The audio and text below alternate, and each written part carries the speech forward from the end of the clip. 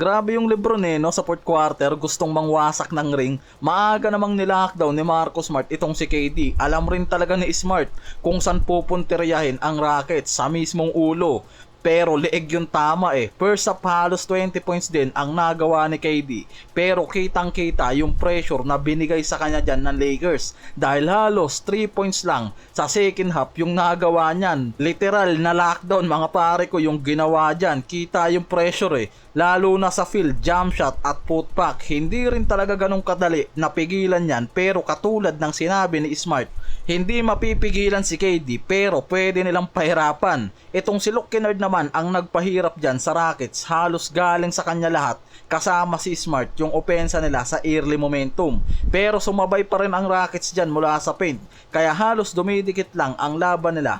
Playmaking at shooting talaga inaasahan kay Kennard na mismong nagpahirap sa first half ng Rockets Napansin ko dyan na mas maganda at mas mabilis talaga yung ball movement ng Lakers sa transition play. Hindi gaanong nabababad sa isang player lang yung bola. Si Lebron yung nagpapaikot ng opensa nila dyan. Leadership, playmaking, scoring. Sa kanya inaasa. Overall stats sobrang effective pa rin. Unstoppable si Lolo Bron. Third quarter nasa 20 minutes. Pero merong 17 points. Pagpasok naman ng fourth quarter, nagkagulo na rin dyan yung bench ng Rockets. Parang hindi magkasundo itong si Sigun at Tari Eason. Dismayado na naman itong si KD. Parang nagkamali ata itong si Shannon Sharp sa sinabi dyan na hindi kayang manalo ng Lakers sa oras na bumalik si KD sa game 2 na to. Parang bumaliktad yata. Una pa lang, nasa kamay na ng Lakers ang momentum. Early, halos hindi makasabay dyan ang Rockets mula sa efficiency sa loob at labas. Si Kennard sa opensa, si Marcus Smart yung nagdadala ng depensa. Leadership kay Lebron, si Hachimura sa field. Pag may open shot, ang ganda rin talaga ng laro dyan ni Ayton. Mula sa finishing, lob pass para kay Lebron at Smart Lebron ang leading scorer, 28 points, 8 rebounds, 7 assists, sobrang unstoppable. Scoring, playmaking, talagang yan yung nanguna. Si Kennard, may 23 points, 3 to 6 sa 3, 8 to 13 sa field, plus 6 rebounds, 2 assists. Si Smart may 25 points, 8 to 13 sa field, 5 to 7 sa 3. First half pa lang talagang gumana yung mga yan. Kumamada pa dyan sa late game itong si Lebron plus Hachimura, 13 points, 5 to 10 sa field. Na sobrang efficient nga ngayon ang Lakers. Halos umabot sa 46% ang field goal ng mga yan.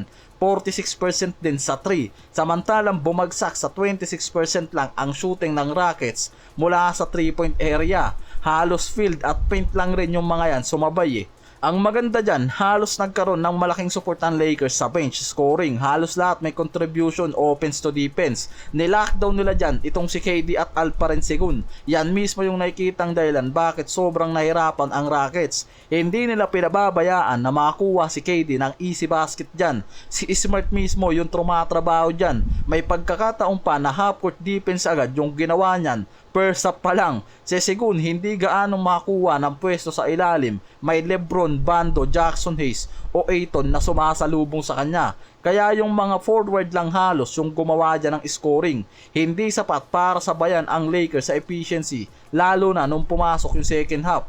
Third to fourth quarter si KD, hindi mo masasabing injured Halos 30 plus minutes yung nilaro niyan. Hindi na nilagayan sa restriction. Gumawa lang ng 23 points. Ang problema, pagpasok ng second half, 3 points lang ang nagawa niya.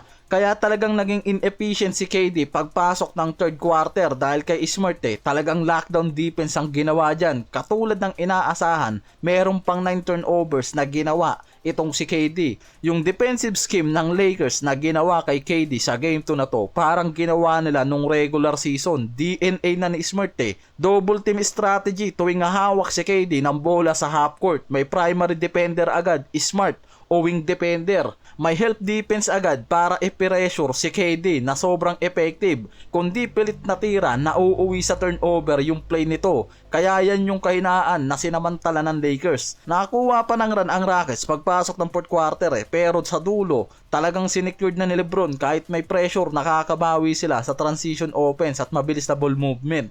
Hindi gaanong nalalockdown ang opensa ng Lakers dahil mas mabilis yung ikot ng bola nila ngayon. Hindi nag-i-stay sa isang player lang. Walang Luka at Reeves kasi, biro lang. Ang malaking factor talagang araw dyan, yung kumpiyansa nitong si Luke Kennard Walang takot tumira yan. Hindi katulad nung mid mid-season, nag-aalangan yan, mas maraming assist at passing na ginagawa yan kapag kasama si Luka at Reeves. Pero ngayon, walang no choice kung hindi gumana siya at mag-contribute ng big points. Yung big points na sila sabi ko pala dyan, 20 plus points per game, sapat na eh. Sa series na to, kakapusin kasi ang Lakers lalo na kung si LeBron lang aasahan nila. Kaya tama rin talaga yung sinabi ni Redick na hindi nila pwedeng iasa lahat kay LeBron. Kailangan may mag-step up at yan mismo yung ginagawa ni Luke Kennard. May dribbling, passing at pinaka-importante yung shooting niya mula sa field at 3 na sobrang efficient ngayon. Kaya hindi rin siya mabigyan ng pressure ng Houston Rockets eh. Kapag dinouble team siya, marami namang open shot na pwede niyang ibigay sa teammates. Sa oras na i-double team sinubukan pa yan ni Eason at Amen Thompson pero sa dulo, nauuwi lang talaga sa open shot mula dito kay Hachimura o LeBron. Meron din Jake LaRavia eh.